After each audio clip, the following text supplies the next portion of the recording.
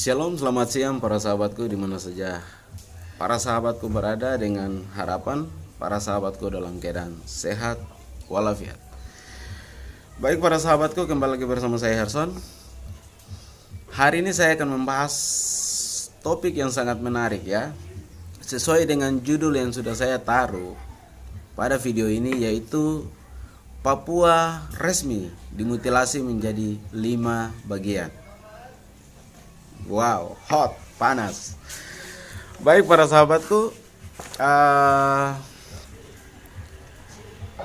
hari ini akan menjadi sejarah besar bagi bangsa Indonesia, terutama untuk seluruh masyarakat adat Papua, bahwa ya kita harus menerima kenyataan bahwa Papua resmi melepas 3 provinsi baru.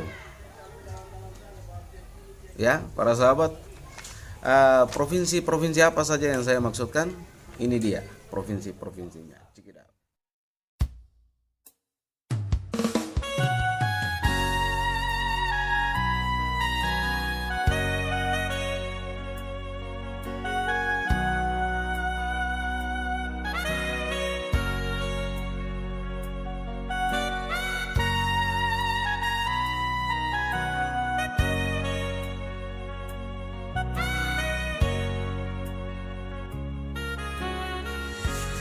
Baik para sahabatku, seperti yang para sahabat sudah lihat, itulah 3 provinsi yang resmi. Hari ini tepatnya 30 Juni 2022 waktu Indonesia Barat, yaitu jam 2.00, dipimpin langsung oleh Bapak Komarudin Watubun, akan menetapkan 3 provinsi baru di tanah Papua.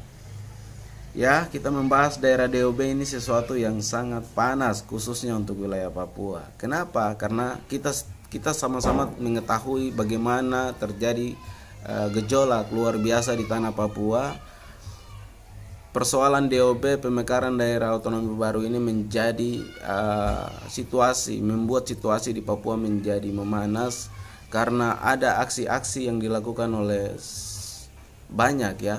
Sebagian besar orang Papua, bahkan bukan saja masyarakat Papua, tetapi elit-elit politik pun ikut berkomentar terkait dengan persoalan DOB ini. Ya, seperti yang kita ketahui bahwa Bapak Gubernur kita Lukas NMB pun menyoroti terkait dengan pemekaran DOB yang sudah ditetapkan 3 provinsi itu oleh DPR RI, dan beliau meminta sekaligus 7 provinsi.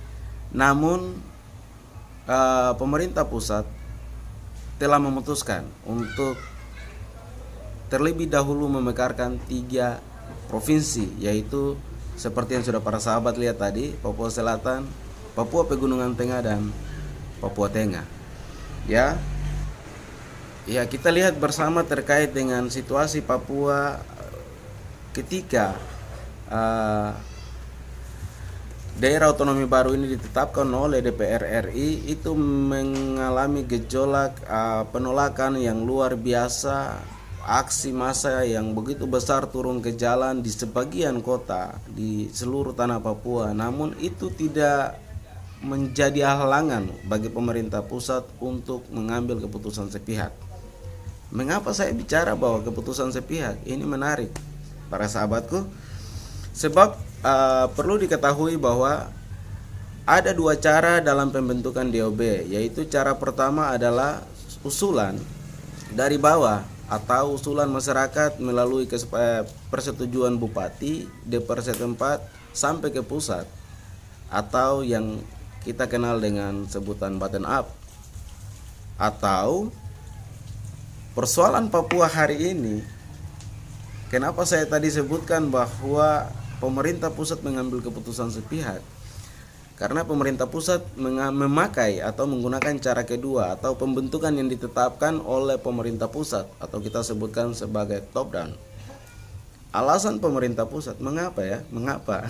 Alasan pemerintah pusat mengambil keputusan kedua itu sudah pasti ada 3 alasan. Menurut Kemendagri atau Pak Tito Karnavian, menurut Kemendagri, Tiga alasannya yaitu: satu, analisis bidang intelijen; yang kedua, tentunya percepatan pembangunan; atau yang ketiga, menjaga situasi keamanan tetap kondusif. Itu menjadi tiga alasan pokok, tiga alasan utama. Nah, ini dia.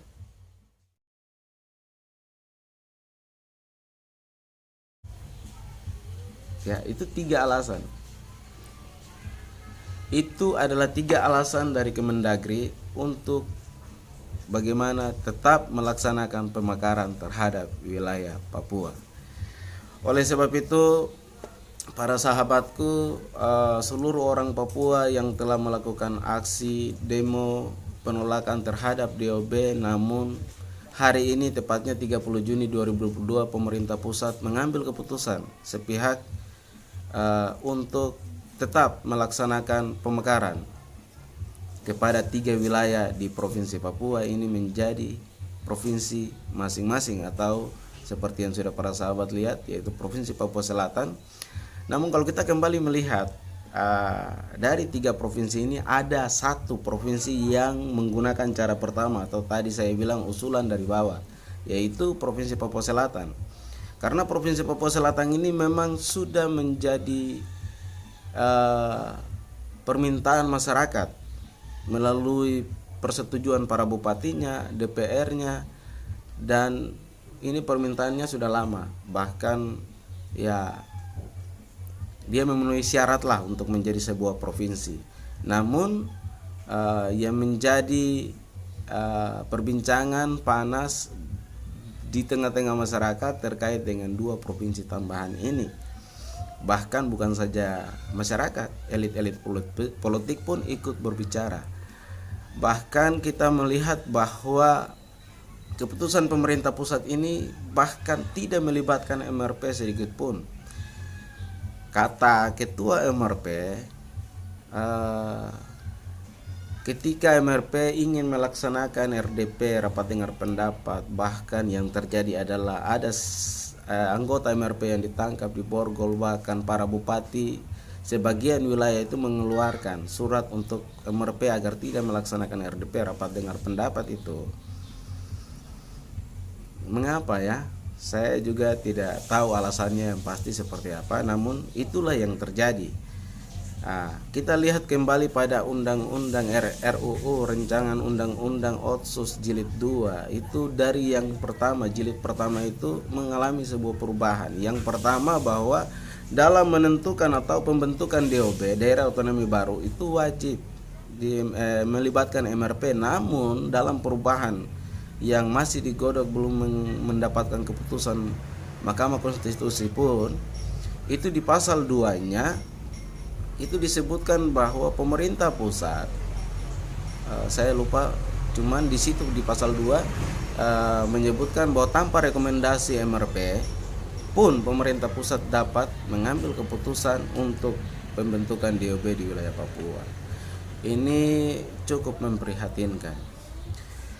Ya, yang jelas ya, kita banyak orang Papua telah berjuang, menyuarakan, turun jalan, melakukan aksi demo yang luar biasa. Namun hari ini menjadi sejarah bahwa tuntutan orang Papua yang turun jalan, yang menolak terkait dengan daerah otonomi baru ini tidak diindahkan oleh pemerintah.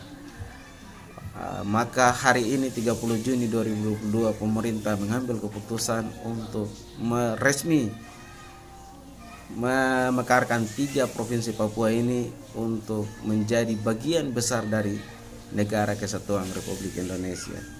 Memang sangat miris kalau kita membahas daerah DOB ini, sangat miris, namun itulah fakta yang terjadi. Para sahabat, dengan adanya keputusan pemerintah pusat ini, akhirnya apa yang menjadi penolakan, yang menjadi perjuangan atau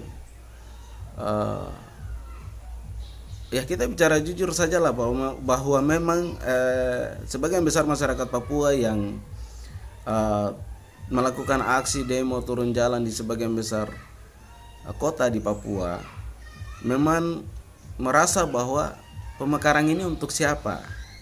ya. Saya pun bertanya hal yang sama, pemekaran ini sebenarnya untuk siapa? Cuman itu, kita kembali lagi kepada tiga alasan tadi, yang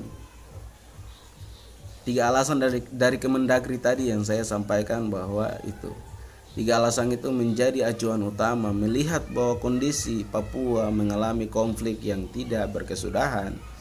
Itu membuat pemerintah harus mengambil keputusan sepihak. Bahkan MRP pun dengan begitu gigihnya memperjuangkan agar pemekaran ini dapat ditunda dulu prosesnya setelah evaluasi kembali terkait dengan undang-undang Otsus itu dan dilaksanakannya rapat RDP, barulah boleh silakan pemerintah melakukan pemekaran. Namun melihat kondisi yang terjadi di Papua, ya akhirnya pemerintah pusat mengambil keputusan sepihak. Jadi itulah informasi atau pembahasan yang ingin saya bahas di siang hari ini. Saya tidak ingin membahas lebih jauh, meluas, keluar daripada topik. Yang jelas faktanya itu seperti yang sudah saya sampaikan, bahwa pemerintah pusat mengambil keputusan sepihak ini menggunakan cara kedua, top down tadi. Ya, jadi memang harapan sebagian besar seperti yang disampaikan oleh Bapak Ketua MRP, beliau menginginkan bahwa pemerintah pusat harus menggunakan cara pertama, yaitu bahwa usulan dari bawah ya memerlukan persetujuan kepala daerah dan DPR di daerah tertentu, daerah induk, di mana permintaan DOB itu dilakukan sampai ke pemerintah pusat, dan dengan kajian dan evaluasi melibatkan tim independen. Itu yang memang sebagian elit politik kita minta. Namun cara yang kedua, ya itulah yang dipakai, yaitu bisa dilakukan langsung oleh pemerintah pusat dengan tiga alasan, yaitu daerah perbatasan. Ini juga menjadi tiga alasan utama ya. Para sahabat perlu diketahui bahwa selain tiga alasan tadi, yang tiga alasan dari Kemendagri terkait dengan analisis bidang intelijen, percepatan pembangunan, dan juga menjaga situasi keamanan tetap kondusif, tetapi ada tiga alasan yang sama, tiga alasan juga yang berbeda, yaitu daerah perbatasan atau daerah kepulauan terluar. Itu alasan kedua, dan alasan ketiga adalah kepentingan strategis nasional. Jadi dengan demikian pembahasan saya kali ini tidak panjang lebar. Itulah alasan kenapa hari ini sejarah mencatat pada tanggal 30 Juni 3 provinsi resmi dimekarkan oleh pemerintah pusat secara sepihak. Baik para sahabat, itulah yang menjadi pembahasan saya hari ini. Bagi saya keputusan pemerintah pusat hari ini yang terlihat sepihak, menurut saya itu lebih kepada statement untuk orang Indonesia, untuk kepentingan domestik politik Indonesia, bukan untuk orang asli Papua. Saya pikir demikian. Para sahabatku, seluruh orang Papua yang hari ini melakukan, yang sudah berjuang melakukan penolakan, namun hari ini menjadi sebuah sejarah. Apa yang menjadi tuntutan kita semua orang asli Papua yang telah turun jalan, para saudaraku, para sahabatku, melakukan aksi penolakan terhadap DOB. Namun itulah fakta yang terjadi hari ini. Orang Papua harus menerima kenyataan bahwa demi tiga alasan utama dari Kemendagri dan juga kewenangan pusat untuk melakukan pemekaran dengan tiga alasan yang berikutnya tadi, maka hari ini orang Papua harus menerima fakta bahwa resminya 3 kabupaten di Provinsi Papua, dan Papua resmi memiliki 5 provinsi Papua.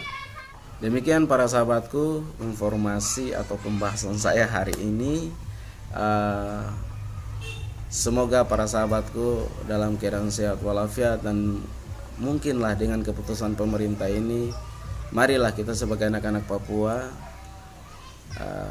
belajar yang banyak, lebih giat lagi agar kita mampu menjadi kaum milenial, kaum intelektual yang mampu memimpin daerah kita ke depan menjadi lebih baik. Saya pikir demikian pembahasan saya hari ini. Untuk para sahabatku di mana saya kalian berada, teruslah sehat. Salam waras.